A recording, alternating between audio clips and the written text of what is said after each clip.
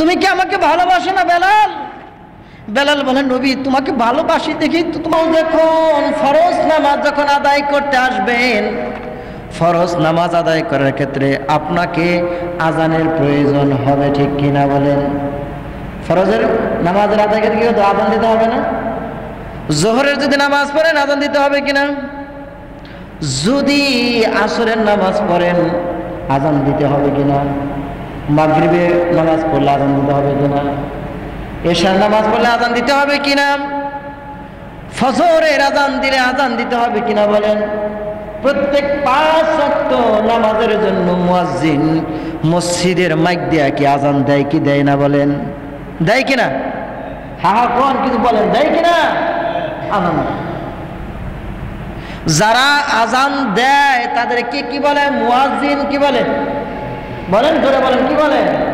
মুয়াজ্জিন বলে। তাদেরকে বলা হয় মুয়াজ্জিন। মসজিদে 5 ওয়াক্ত নামাজের জন্য আজান দেওয়া হচ্ছে, এলান দেওয়া হচ্ছে। এই আজানটাও কিন্তু একটা দাওয়াত, ঠিক কিনা বলেন? আজান একটাও দাওয়াত। এজন্য ভাইয়েরা আমার, আল্লাহ রাব্বুল আলামিন বলেন, ওয়ামান আহসানু কাওলাম মিম্মান দাআ ইলাল্লাহ ওয়া আমিলা সালিহান ওয়া ক্বালা ইন্নানি মিনাল মুসলিমিন।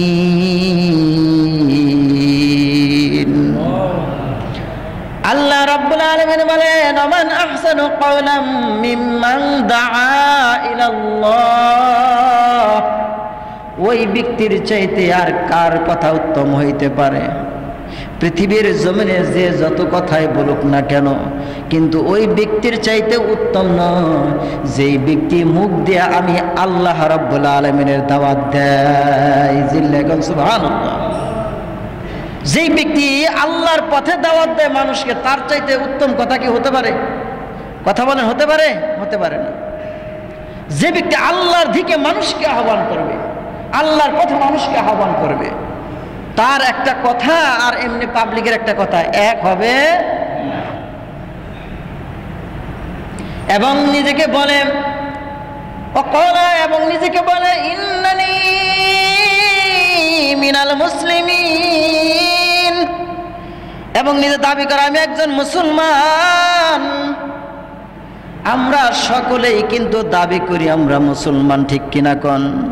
সবাই দাবি করে আমরা মুসলমান, কিন্তু কোনোদিন কি দেখছেন কোনোদিন কাউকে দাওয়াত দিয়েছেন? এই যে শুক্রবার জুমার দিন মানুষ ভরপুর হয়ে যায় মসজিদে, কিন্তু নামাজে মানুষ নাই। আমাদের উচিত এক মুসলমান অপর মুসলমানকে দাওয়াত দিয়া দিয়া মসজিদে নামাজের জন্য আনা, ঠিক কিনা বলেন? নামাজের জন্য মসজিদে নিয়ে আসা। সেই কাজটা একজন করতেছে, তিনি কে? মুয়াজ্জিন। তিনি কে বলেন? কথা বলে না। তিনি কে? মুয়াজ্জিন বলতেছে। এই মুয়াজ্জিন আজান দিচ্ছে, এই আজানটা সারা গ্রামকে গ্রাম ছড়িয়ে যাচ্ছে। আজানের মধ্যে বলতেছে আল্লাহু আকবার, আল্লাহু আকবার বলতেছে না? আল্লাহ বড়, আল্লাহ বড় খালি বলতেছে। মুয়াজ্জিন আজান দিচ্ছে, আল্লাহু আকবার, আল্লাহু আকবার আজান দিচ্ছে। এই আজানের শব্দ কোন মুসলমানের কানে পৌঁছানোর সাথে সাথে, কানে আজান পৌঁছানোর সাথে সাথে তোমার সমস্ত কাজ হারাম হয়ে যায়। সব কাজ হারাম। কেন? নামাজের তাকিদ দিছে আল্লাহ বড়। আল্লাহর চাইতে কাজ তোমার বড় হতে পারে না। কাজ বড় হতে পারে না।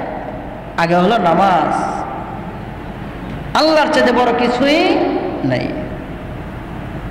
তাহলে কাজ ফেলে দিয়ে, সমস্ত কর্মক্ষেত্র ফেলে দিয়ে, দোকান বন্ধ করে, সব বন্ধ করে নামাজের দিকে আসতে হবে। মুয়াজ্জিন আজান দিচ্ছে। ভাইয়েরা আমার, বাবাজিরা আমার, পৃথিবীর জমিনে সর্বপ্রথম আজান দিয়েছেন কে? পৃথিবীর জমিনের সর্বপ্রথম আজান হচ্ছে মদিনায়। কোন জায়গায়? যারা বলেন কোন জায়গায়? মদিনা। ভাইয়েরা আমার, আল্লাহর নবী নিজের মায়ার দেশ, পিতার দেশ, মায়ের দেশ ছেড়ে মক্কা থেকে যখন মদিনায় চলে গেলেন, মদিনায় যখন চলে যান, আমার নবীজি বারবার বারবার মক্কার দিকে তাকায় তাকায় দুইটা চোখের পানি ছেড়ে ছেড়ে দিয়ে কান্দে। এই মক্কা,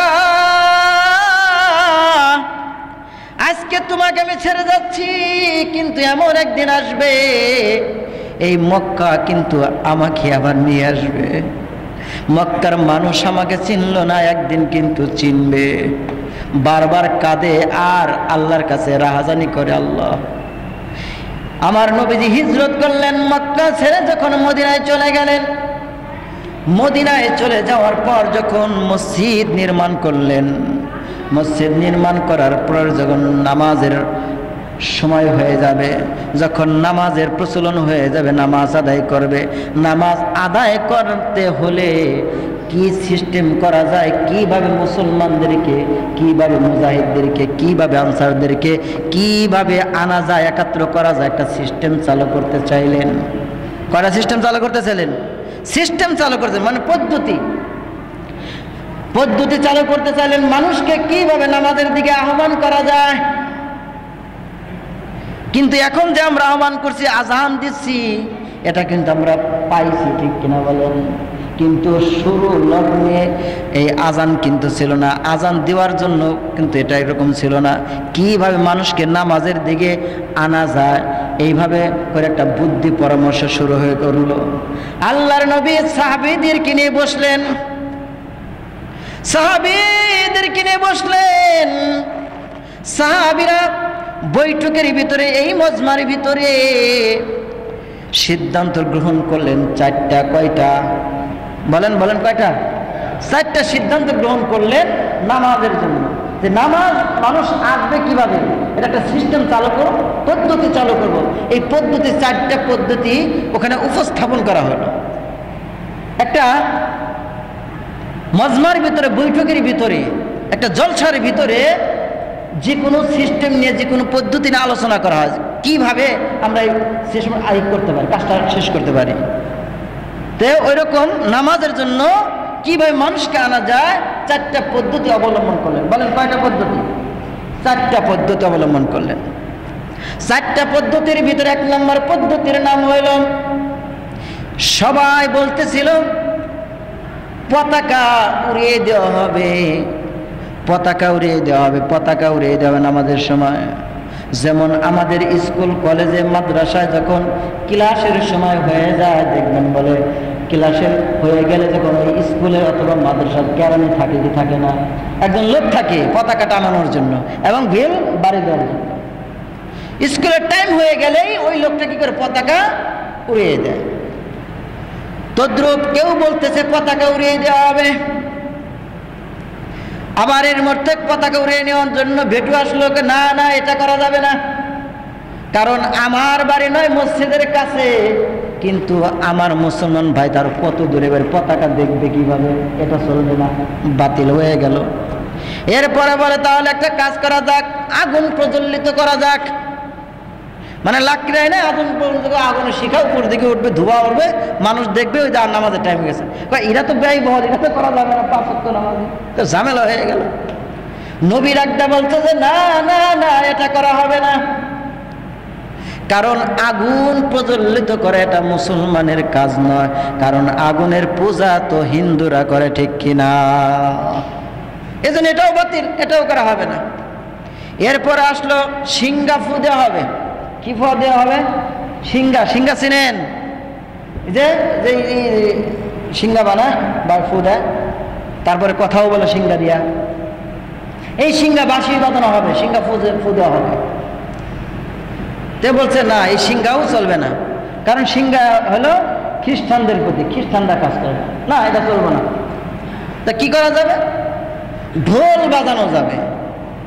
নামাজের রক্ত আসবে, ঢোলের মধ্যে বাড়ি দিব, শব্দ শুনলে মানুষ নামাজ আসবে।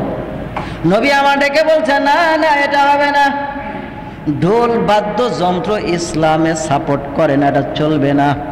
কারণ এই ঢোল বাজানো এটা তো ইহুদিদের কাজ। কার কাজ?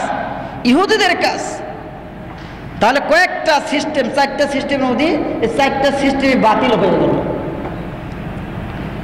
বাতিল হওয়ার পরে নবী বলতেছে, যাও আজকে মজমাটা কি এখানেই সমাপ্তি করলাম, আগামীকাল আবার হবে। সুবহানাল্লাহ বলেন। মজমা শেষ হয়ে গেল, আগামীকাল আবার বসলেন। ফজরের ওয়াক্ত হয়ে গেল, ফজরের টাইম হয়ে গেল, কোনো উপায় নাই, কোনো পদ্ধতি নাই। আমার নবীর কাছেও কিন্তু ওহী আসতেছে না, কিভাবে নামাজের জন্য মানুষকে আহ্বান করা যায়। আব্দুল্লাহ ইবনে যায়েদ রাদিয়াল্লাহু তাআলা আনহু দৌড়ে আসলেন।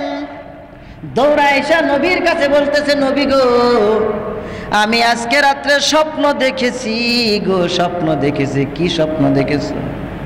আব্দুল্লাহ ইবনে যায়েদ বলছে, নবী, আমাকে একজন লোক আসলো, আয়েশা বলল যে সিংহা বাজানো হবে, কিন্তু এটাও বিলুপ্ত হয়ে গেল, এটাও চলবে না। বলল, কে যেন আমার সামনে আসলো।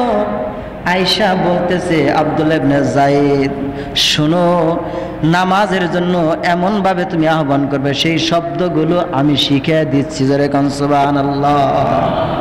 এই আব্দুল্লাহ ইবনে যায়েদ, তুমি মুখস্থ করো, আমি শব্দগুলো শিখিয়ে দেই। ওই লোকটা আব্দুল্লাহ ইবনে যায়েদকে স্বপ্নের মাধ্যমে আজানের শব্দগুলো শিখিয়ে দিলেন, যে আজান এখন মুয়াজ্জিনে দেয়। সুবহানাল্লাহ। আল্লাহু আকবার, আল্লাহু আকবার, দেয় কিনা? ইমাম আবু হানিফার মতে আল্লাহু আকবার, আল্লাহু আকবার শব্দটা মুয়াজ্জিন 4 বার বলবে। কয়বার? 4 বার বলবে। আর ইমাম মালিকের মতেও 4 বার বলবে, ইমাম শাফিঈর মতেও 4 বার বলবে। কিন্তু প্যাস লাগছে আশহাদু আল্লা ইলাহা ইল্লাল্লাহ, ইমাম আবু হানিফার মতে 2 বার, ইমাম মালিকের মতে 2 বার, কিন্তু শাফি মাযহাবের মতে হলো 4 বার। কয়বার? 4 বার। ইমাম শাফি যারা মাযহাব যারা মানে, তারা আশহাদু আল্লা ইলাহা ইল্লাল্লাহ 4 বার বলে, বুঝতে পারছেন? আর আশহাদু আন্না মুহাম্মাদুর রাসূলুল্লাহ 4 বার, আর বাকি সব এক। ইমাম আবু হানিফার মতে হলো 15 বার, আর ইমাম মালিকের মতে হলো 19 বার, এই 17 বার, আর ইমাম শাফিঈর মতে 19 বার আজানের মতো বার। কিন্তু আমরা কি ইমাম হানাফি, বলেন আমরা কোন ইমাম এর অনুসরণ করি? হানাফি মাযহাব অনুসরণ করি। আমরা হানাফি মাযহাবে যেভাবে আছে আমরা এইভাবে আজান দিই। আব্দুল্লাহ ইবনে যায়েদ রাদিয়াল্লাহু আনহু দৌড়ে আসছে, নবী, আমি আজকে স্বপ্ন দেখছি, স্বপ্নের মাধ্যমে দেখছি একটা লোক আমাকে এই শব্দগুলো দিয়ে নামাজের জন্য আহ্বান করতে বললেন। আল্লাহর নবী বলছেন, তুমি একদম সত্য কথা বলছো। সুবহানাল্লাহ কোন, জোরে কোন সুবহানাল্লাহ। আল্লাহর নবী ডাক দেয়া বলেন, ইন্নাহা লারুয়া হক। আল্লাহ নবী বলছে, হে আব্দুল্লাহ ইবনে যায়েদ, তুমি সত্য কথা বলেছো। এবার আব্দুল্লাহ ইবনে যায়েদ যে আজানের শব্দগুলো দেখলেন, কিন্তু নবী আমার ডাক দেয়া বলে, আব্দুল্লাহ ইবনে যায়েদ, তুমি কোথায় বেলাল আছে? বেলালকে ডাকো। জোরে কোন সুবহানাল্লাহ। কয় বেলাল আছে কোথায়? বেলালকে ডাকো। স্বপ্ন দেখছে কি? আব্দুল্লাহ ইবনে যায়েদ। মুখস্থ করছে আব্দুল্লাহ ইবনে যায়েদ, কিন্তু নবী বলতেছে বেলালকে ডাকো। বেলালের মর্যাদা কেমন বলেন? বেলালকে কেন ডাকতে বললেন? কারণ আজান দেওয়ার কিছু প্রচলিত নিয়ম আছে। আজান যিনি দিবেন তার গলা থাকতে হবে বলিষ্ঠ আকারের গলা। কি গলা? বলিষ্ঠ, মানে আওয়াজ যত বেশি হয়। আমরা তো অনেকে আজান দিয়ে আওয়াজ হয়ে বেড়ছে না, মানে কিল ঘুষি দিলেও মনে হয় আওয়াজ বের হয়ে বেড়ছে না। হ্যাঁ, আর বেলালের শব্দ মানে বলিষ্ঠ আকারের শব্দ ছিল, আর কণ্ঠ সুমধুর ছিল।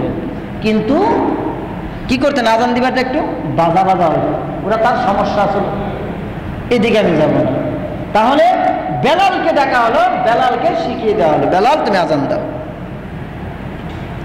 এখন বেলাল আজান দিলেন,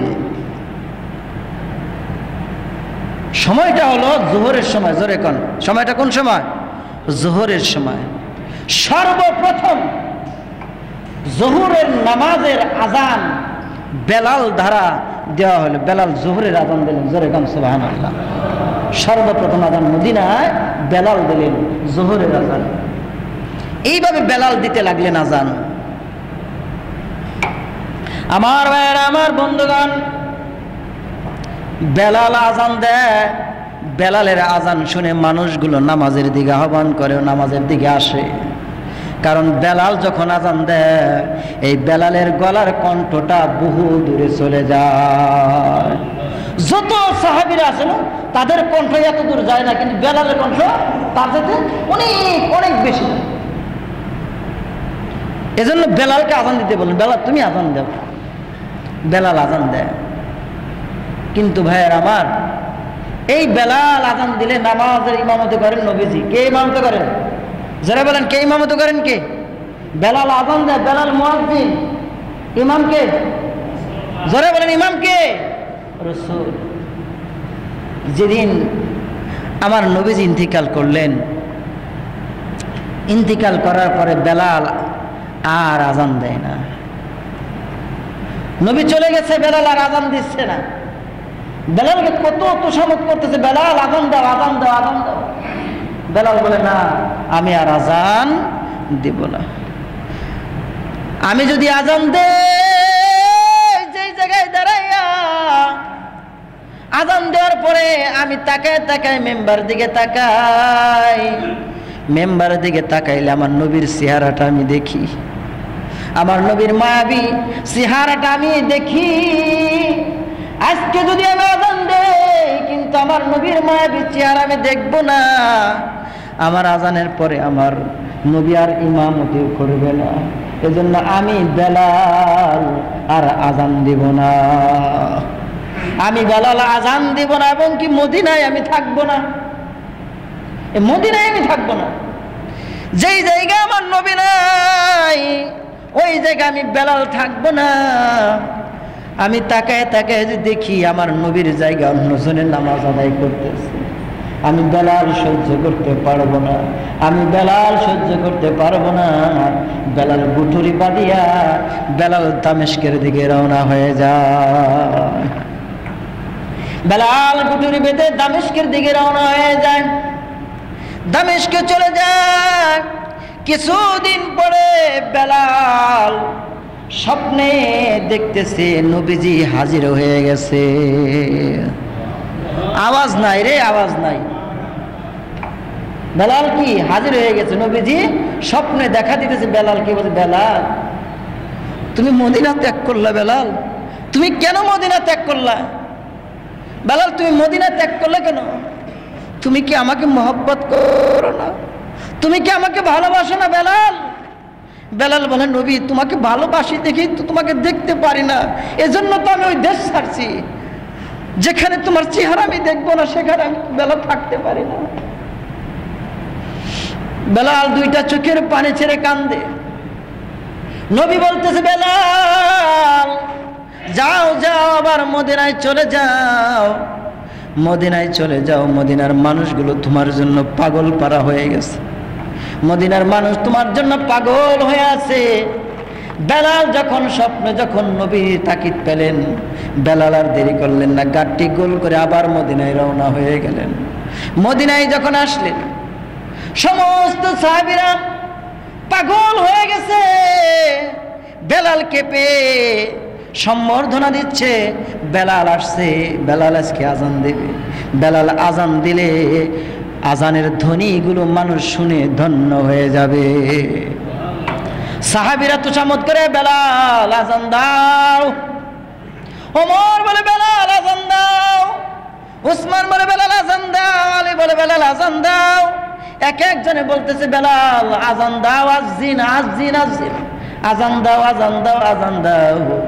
বেলাল বলে, না না, আমি আজান দিব না, আমি আজান দিব না।